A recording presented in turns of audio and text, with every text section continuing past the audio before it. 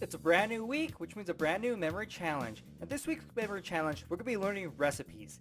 So when it comes to recipes, I'm horrible because I don't cook. But if I do cook, I use one of those like pre-made packages. And this always happens to me. I get all the materials together. I'm like, okay. And I toss the packet in the trash. I'm like, okay, let's get started. And I'm like, wait, how much of what do I need again? And so I have to go back to the trash can, get that, the container or whatever out of the trash can, look at it like, okay, let's go now. And I toss it again.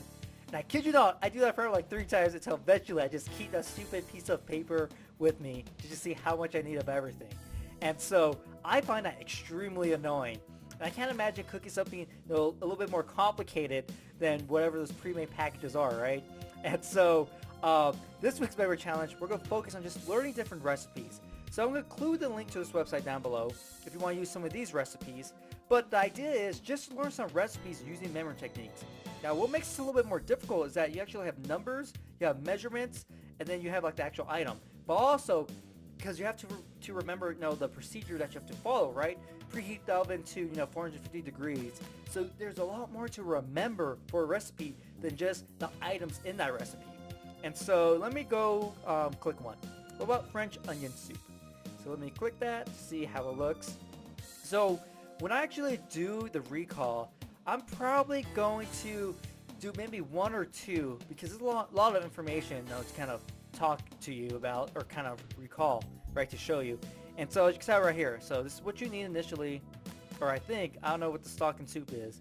I don't cook. I'm not a cook. You'll never see me on Iron Chef. My food is cereal. I love cereal. So apparently I probably have to memorize all this. Yeah, so right here is like all the ingredients you need. Then you have to remember the preparation. And so when I eventually do cook, because I do want to get better at cooking, I think it's a really useful skill. I want to be able to have all of this in my head, so I don't need a piece of paper. I don't need to come on the internet and Google it or anything like that. I just want to be able to go from memory, like, hey, what do I want to make today? French onion soup. Then boom, instantly I can see it all, and I could go and create it. And so there might be a little bit prep work for me to actually do before I actually memorize all this information, because I need to know what are the common measurements, because these are going to repeat a lot, right? Tablespoons, teaspoons, cups, I guess ounces too. So I need to know what things are really common in cooking, because I'm going to create a system for that to make it a little bit easier for myself. But yeah, so that is this week's memory challenge. So hopefully, you memorize some good recipes, and if you ever see me in person, you could make this for me and be like, hey, memory techniques helped you make that recipe for me, that food. So yeah, so hopefully you enjoy this memory challenge and just have fun with it. Subscribe to my channel for more videos on memory techniques, how to do better in school, memory challenges, updates, and much more. Also remember to click the notification bell so you know when I upload a video.